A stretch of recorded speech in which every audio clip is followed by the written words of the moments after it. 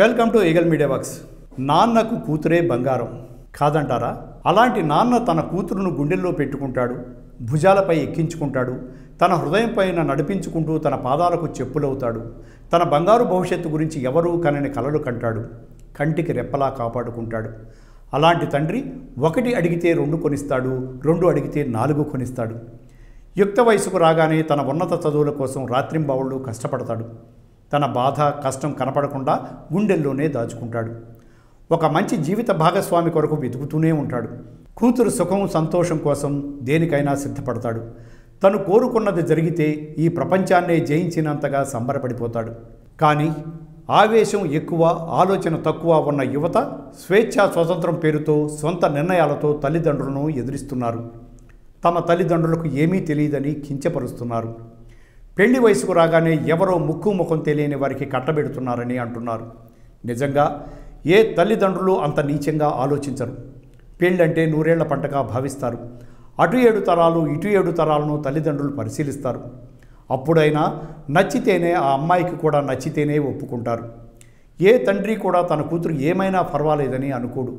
తన కూతురు ఎలాంటి కష్టాలు పడకూడదని కోరుకుంటూ ఉంటాడు. కానీ నేటి అమ్మాయిలు చాలా వరకు అలా ఆలోచించడం లేదు.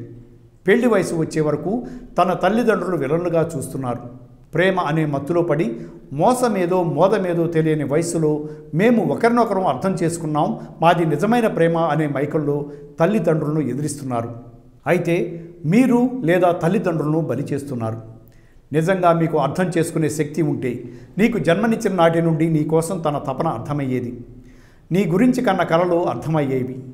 నీ కోసం పడ్డ కష్టం కూడా అర్థమయ్యేది. నీ చిన్ని కాళ్ళు సరిపడే సైజు చెప్పుల కోసం 10 షాపులు తిరిగింది. నీ పుట్టినరోజుకి నీ సరిపడే డ్రెస్ కోసం తిరిగిన 20 షాపులు తిరిగింది. నా కూతురు అందరికంటే ముందుండాలనే ఉబ్బలాటం నీవు బయటకు వెళ్ళినప్పుడు మళ్ళీ వచ్చే వరకు తప్పించే హృదయం అర్థమయ్యేది. నీ బంగారు భవిష్యత్తు కొరకు 20 ఏళ్లుగా తప్పించే నీ తండ్రినే అర్థం చేసుకోలేని నీవు గతమేంటో భవిష్యత్ ఏమిటో తెలియని ఒక వ్యక్తి గురించి ఎలా అర్థం చేసుకుంటావు? 4 రోజులు ఉండే నీ పాదరక్షల కొరకే 10 షాపులు తిరిగిన నాన్న నిండు 100 ఏళ్లు జీవించే నీకు తగిన జీవిత భాగస్వామిని ఇవ్వడని ఎలా అనుకుంటున్నారు? తన కొడుకులను ఒక డాక్టర్, ఇంజనీరింగ్, ఐఏఎస్, ఐపీఎస్ చేస్తాడో లేదో కానీ తన కూతురికి మాత్రం అలాంటి భాగస్వామిని తేవటానికి ప్రయత్నిస్తూ ఉంటాడు, తేగలడు. కూతురు ఉన్న ఏ తండ్రి అయినా ఎక్కువగా ఆలోచించేది తన కూతురు గురించే. అంగరంగ వైభవంగా కూతురు వివాహం చేయాలని ఎన్నో కలలు కంటాడు. ఆ కలలను సాకారం చేసుకొని గర్వంగా చెప్పుకోవాలనుకుంటాడు. అలాంటి తండ్రి యొక్క కలలను భగ్నం చేయకండి. ప్రేమను గెలవండి, నాన్నను గెలిపించండి. ప్రేమ అంటే 2 మనుషులు కలవటమే కాదు, 2 మనసులు కలవటమే కాదు, 2 కుటుంబాలు కూడా కలవాలి. అదే నిజమైన ప్రేమ. ఇది ప్రతి అమ్మాయి అర్థం చేసుకోవాలి. Thanks for watching eagle media works.